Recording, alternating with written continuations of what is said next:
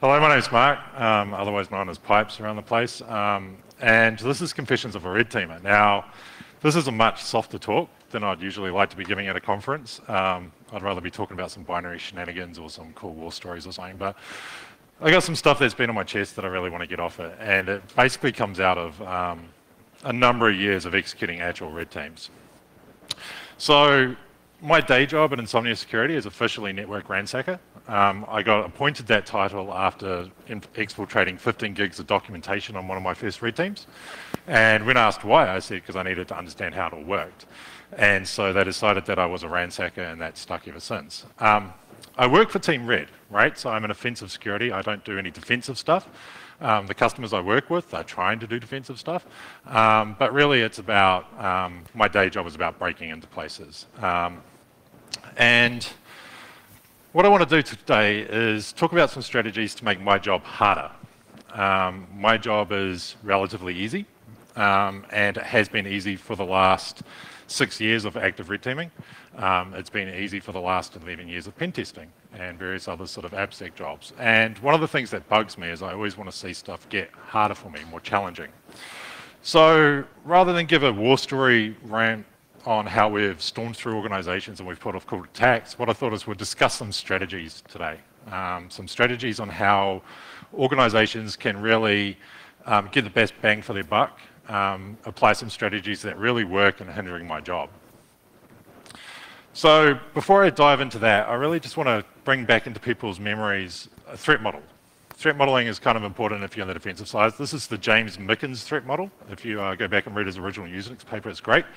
And his main point is, look, if Mossad or NSA or GCHQ or GCSP or ASD or whoever it is really want to get you, right, they're going to get you, right? You can't really threat model against it, right? They have more resources than the average attacker.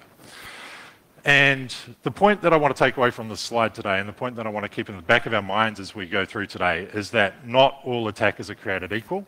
Not all attacks are equal, and the resources of attackers are not all equal, right? And so it's really important to keep that in mind as we start considering the defensive strategies that we're going to put into place.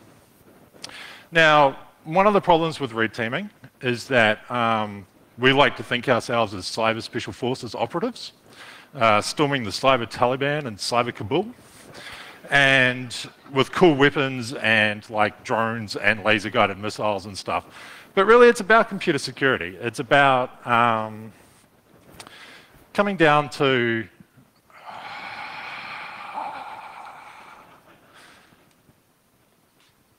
I don't think that was me, dude. Yeah. It's about computer security, right? It's about attacking systems. Systems are built by humans generally, and about going through that process. So while we like to think of it as the special forces go through everything, you know, mad rampage against the systems, it's really just about computer security. So this is the secret to any given red team. They're going to get creds and own stuff. And that's pretty much about it.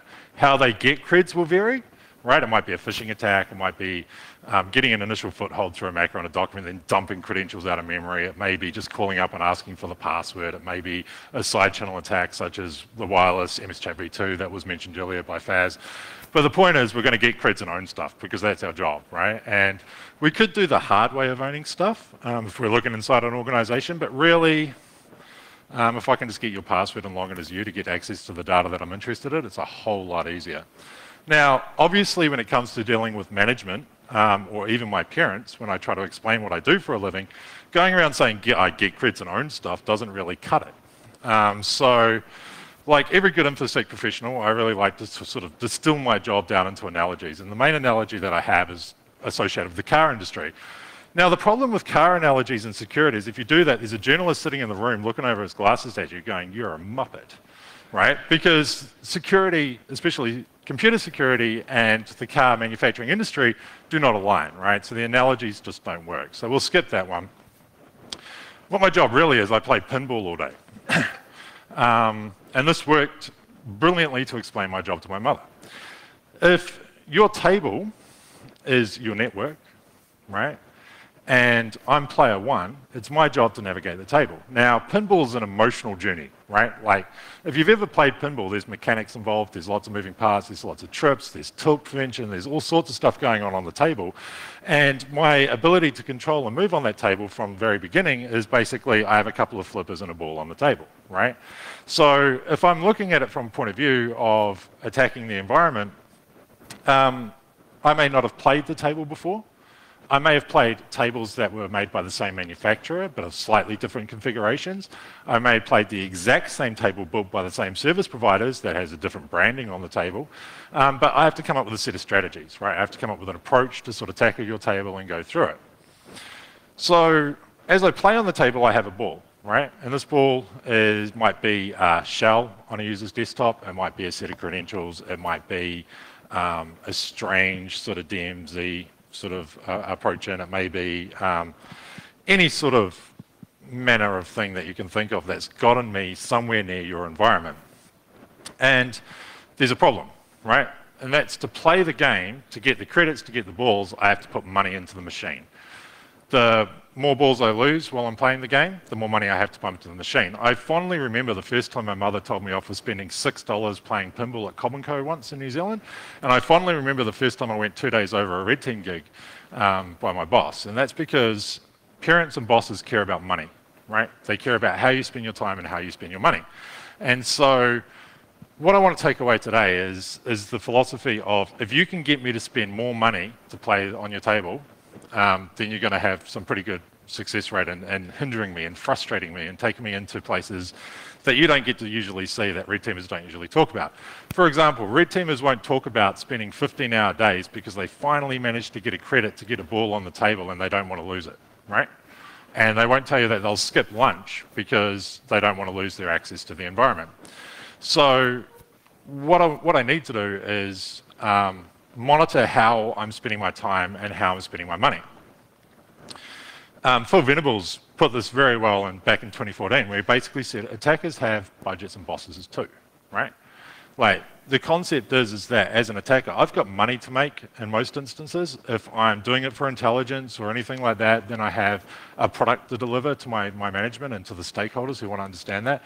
If I'm a business that's engaged a red team, I'm trying to understand you know, what the current situation is that I'm playing in, like we've got going on, right?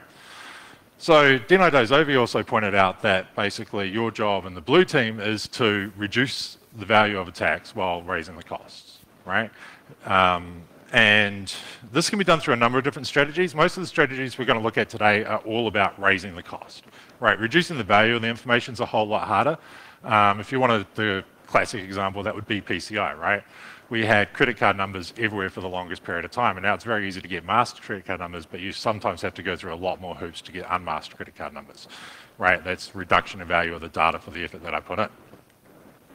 So, in a nutshell, what I really want people to start doing is stop thinking about how to make my job harder in the sense of all these security controls we're putting in, and think of it more like accounting, right? How is it that you can make me have to spend more money, or if I'm an attacker, I have to use a 0-day, or more advanced techniques and more risky techniques? And the reason is because when I start taking risks, I start making mistakes, right? If I'm going out of my playbook, if I'm going out of my strategies, then I'm going to start making some serious mistakes. A good blue team and a good defensive team would look at that and they'd be looking for attacker mistakes, right? This is often referred to as attacker OPSEC, however you want to term it, it doesn't really matter. The point is that you want to get it to the point where I'm frustrated, where I'm taking risks. You want to turn me into this guy, right? Stealing a Tech 9 and trying to order McDonald's at 11 o'clock in the morning, right?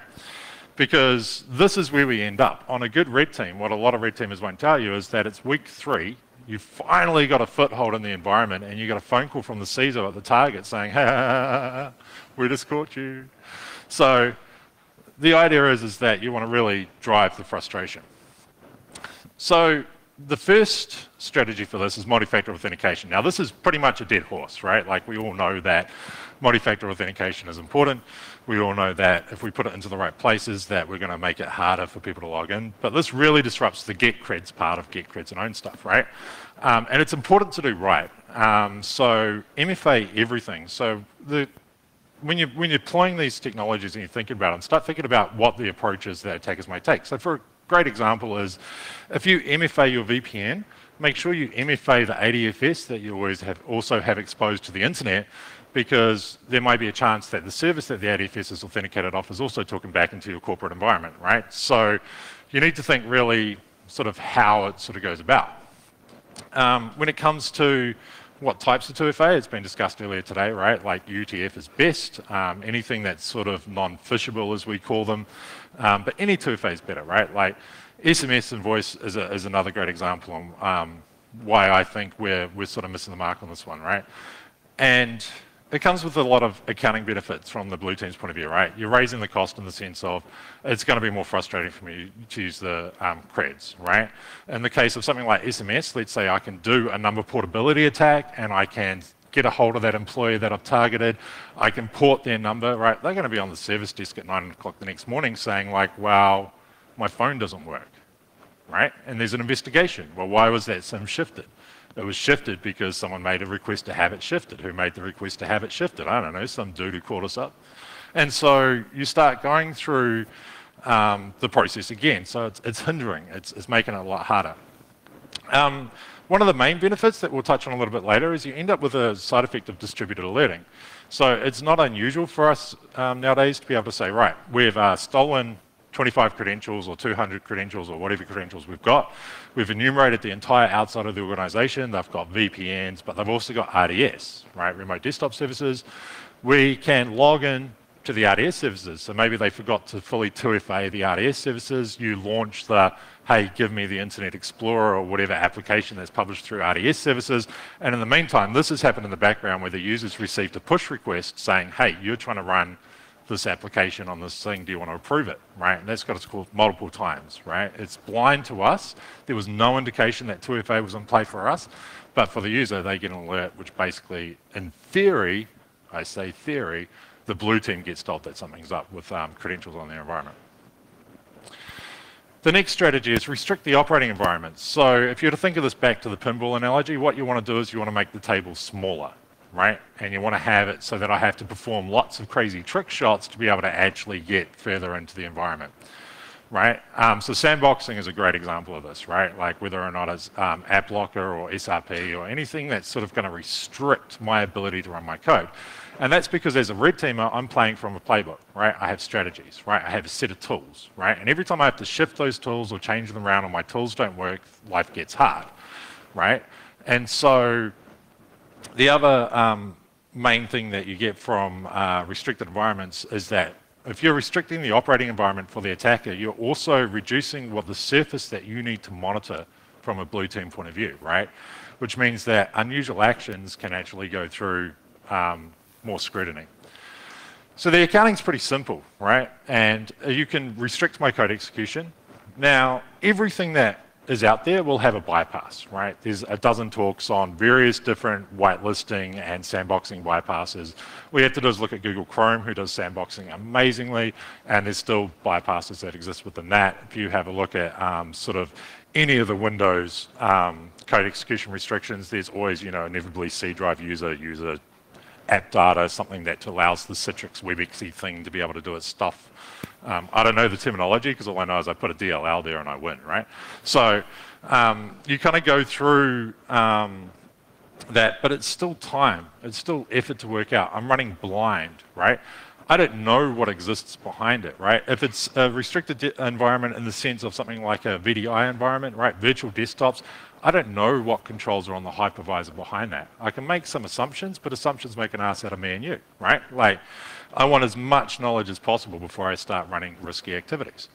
So it really does make us run a whole lot slower. It really disrupts the playbook, and it really sort of drags away from being able to just run run-of-the-mill attacks, right? Sorry. Strategy number 3. So this is a real soft strategy, but it's basically say yes, right?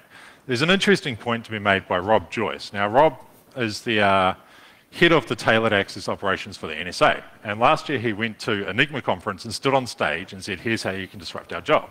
Now, if we put aside the fact that the head of TAL was sitting on stage at a public conference saying, here's how we attack people, and put aside the fact that he said everyone should run AV everywhere all the time, he actually had a really interesting point. And the point he wanted to make was, know your network and know your users. And I think this is a point that's greatly underlooked.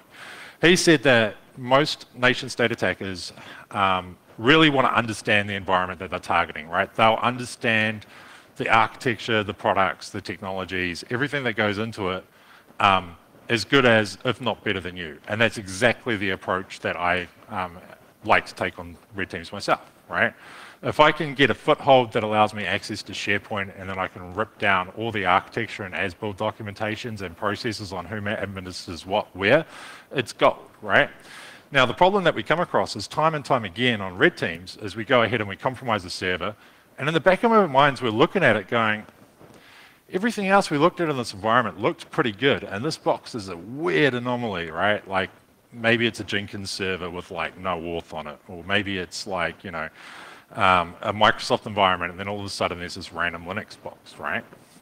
And the answer is quite often shadow IT, right? And it's getting people learned hard. Like, inevitably the conversation you'll have with them at the end of it is, oh yes, we had no idea that box was there. Or, you know what, we're really pissed off because they came and asked us for that system 6 months ago because they needed to do their job and we said no, right? And so there's a lot to be said about understanding the activity of your users and the systems they want and the process that they're going through. The accounting is pretty simple, right? From an attacker's point of view, all of a sudden the controls that I've seen elsewhere in the environment, let's say multi-factor authentication, or let's say sandboxing and restricted operating environments that I'm running in, all of a sudden appear on those systems that you may not necessarily have wanted, but at least you can keep control on it. Another great example is we see a lot of places who say, yes, we have all our data centers, we've got all our information in-house, but we got this one team that have started pushing stuff up into AWS. And you go, yeah, we got all the AWS tokens, we already own that infrastructure, right? And the reason is because they've said no to cloud deployment. You have to do it on our traditional server model with ops and everything else, and the team is agile or DevOps centric, and so they're going forward anyway, right? They've gone and got their boss's credit card and just paid for it themselves. It's under stationary in the accounting. No one really cares, right?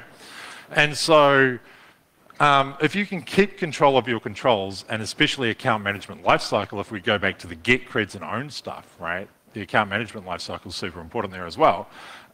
You really start slowing us down again, right? If you don't have that, we don't have to worry about it. We just walk into those environments or onto that one server, right? A great example of this that we recently experienced, we were on a red team and we were doing reconnaissance and we were going through and we had some credentials through a side channel attack.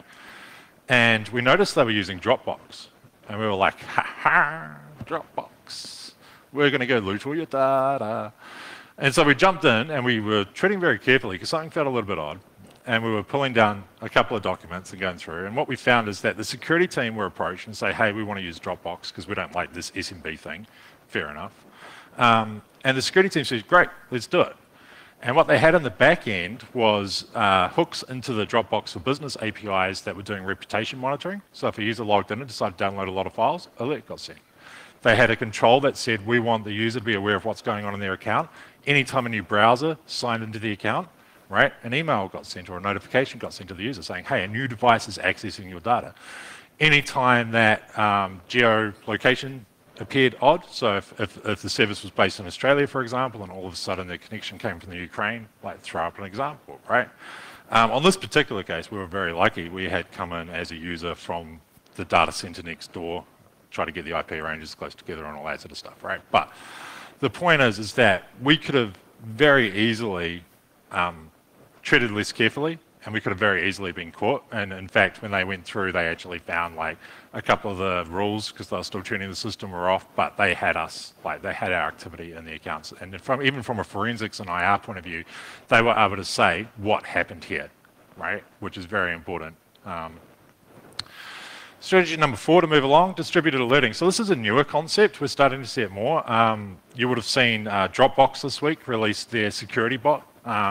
But the idea is that users know the environment. I have to move faster. the users know the environment, they know what they're doing in the environment, right? So if you can have the user say, actually, something odd is happening in our environment, or something odd's happening with my account in your environment, then you greatly increase the place of where to look, right? As an attacker, one of the most beautiful things is that logging is everywhere, seams are everywhere, and no one's looking for us, right? So we just walk across the network, right? But if a user's saying, actually, at 2 p.m. I had a notification, or at 2 p.m. I got an alert to say that someone sudoed as me on a box, or at 2 p.m. I got a 2FA push notification saying that someone's trying to RDP into the domain controller as me, right? You can tune where you're looking in that mountain of data that's come from the seam, gone into the seam, to be able to say, right, we're now actually going to go have a look here. The best example of this is Slack had originally deployed it last year, and they have a thing where basically, you know, if a user does a sudo or an SSH to a sensitive place or a sensitive script run, it'll send them a message on Slack, say, was this yes or no? If the user says yes, they get a push notification to their phone that they have to accept. If they say no, or the push notification fails, an incident's raised inside the Slack security team. And I was curious about how this was going for them, so I reached out to Ryan Huber, who works at Slack, and he said it's going extremely well for them, right? And they have managed to gain a lot more, I assume a lot more visibility on the controls and what a lot of users are taking inside the environment, right? And so this will be a trend that you'll see sort of go through a whole lot. Best case, from an accounting point of view, you catch us, and you'll catch us pretty quickly, right? Like if I'm sitting there and on Slack, I all of a sudden get that, like, you know, someone's trying to duo as me to SSH into a key box, right? Like that's going to raise alarm bells.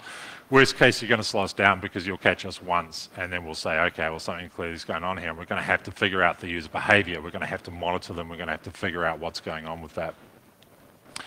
Strategy number 5, restrict privilege. So Bloodhound is a tool that's amazing, but the idea is that if this was accounts and groups within your network, let's say I'm at the top of the tail, how many nodes and how many accounts and groups do I have to jump through or try to gain access to before I hit domain admin, right? And the answer is usually 1, right? Because, like, you know, the domain admin has a low priv account and a high priv account, and they reuse the same password on both accounts, right? But the idea is that if you get on top of your Active Directory controls and your IAM controls and your SSO controls and your account management controls, then basically you can really start figuring out what the path an attacker would take to, say, go from standard user to this group, or to this target system, or to this target user. Really understanding that is important, and one of the things we do in Red Teams is we spend a lot of time parsing Active Directory data, right, before we even start a large number of lateral movement attacks. We're pulling it out, and we're trying to evaluate, usually via LDAP, what is the trust relationships between the systems we want to get to that we've gotten from the documentation that we just read through to you know, the target we have. There's another philosophy here, which is rather than deny, right? Restrict access doesn't always mean deny, but what you might do is limit the window of opportunity, right? So Netflix recently dropped Bless. There's a number of other tools out there we've seen deployed, but the idea is if I want to run a privileged action as a privileged user, I have to request that that privilege is enabled, and then it might only be enabled for 4 hours. Right, so it really can reduce the window of opportunity for exploitation. So let's say I've had to go through a 2-factor attack to get that user account, and I finally gain access to the system. Maybe that access is only valid for 4 hours. The main accounting benefit here is you can really increase the complexity of the hoops that I have to go through, right? If you have a network with 30,000 users and you've got 100 domain admins, then I'm going to get there pretty easily.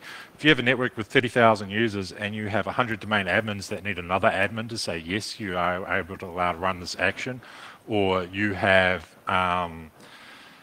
you know, a control that says, all right, but you have a 4-hour window provided that the change request actually said that you're allowed a 4-hour window in this time and stuff, right? And all of these are bypassable. All of these we could work around, but the point is, from an accounting point of view, it's just pushing the timeout so hard, right? And if you go back to that threat modeling we were thinking about, anytime you push the complexity and anytime you push the timeout, from an attacker's point of view, I might only have so much budget, and I may be moving on to the next target, the softer table, right?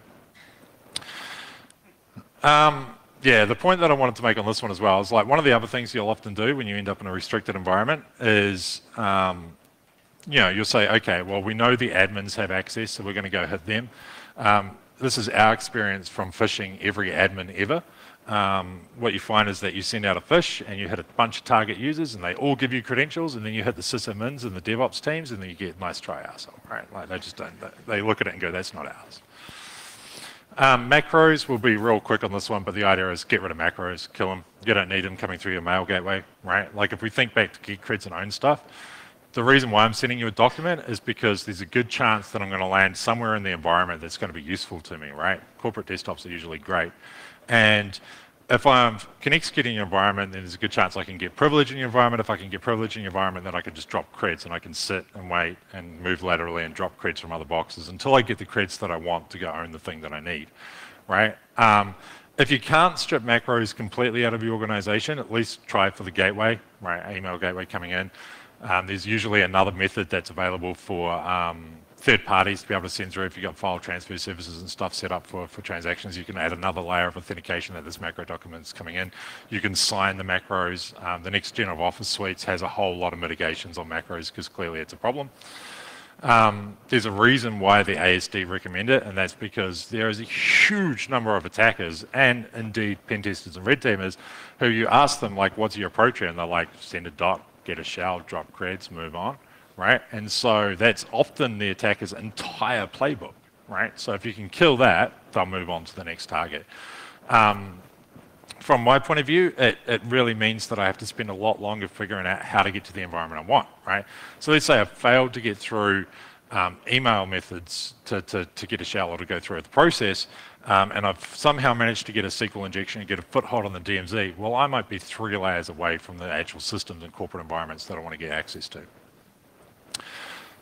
Strategy number 7, situational awareness. Know when your house is burning down. This is probably the greatest defensive slide ever shown at a conference, and that was from Zane Lackey when he was giving a talk about SD security strategy. And the idea is like you might have a huge amount of data, you might have a huge amount of user activity going on, but you're not looking at it, you're not parsing it. You might be paying a SOC to look at it, but they're playing Xbox, right? And so if you look here, if this is 11 o'clock at night and all of a sudden failed logins on your DC went through the roof, you know something bad's happened, right? It might be legitimate bad, it might be a script went wrong bad, but the point is like out of that mountain of data that you want to look at, that's where you want to go and have a look, right? And it may be that this spike was caused by something that your scene rules hadn't even considered or are looking for, right? It may be that this is the number of packets sent to the DC environment that aren't standard legitimate Active Directory ports, which may indicate like, you know, port scanning or scanning of boxes and services in the environment. But really sort of you can get a heads up. You can get a step ahead by looking at a spike on a graph, right? If you go into a lot of places where they have like, you know, release engineering teams and they've got huge numbers of transactions going through the environment. If you walk into their ops centers, they don't have screens of Splunk going down, right? They have graphs. And the reason is because they want to know when their house is burning down. When the graph drops, something bad's going on, right? The other strategy that's coming out is Canaries. Now, the idea of Canaries is nothing new. For those unfamiliar in the modern sense is that you drop them into your network. They sit there, they look like a normal service, they act like a normal service, they just sit there benignly. But as soon as someone port scans it, or as someone tries to log in with credentials, it sends a notification, right? You can put Canaries into Office documents. So you create payroll special data backup.xlsx and you put it in G drive somewhere, right? And then all of a sudden, if that document's opened, the Canary fires, and you know that someone's looking at stuff that they shouldn't be looking at, right?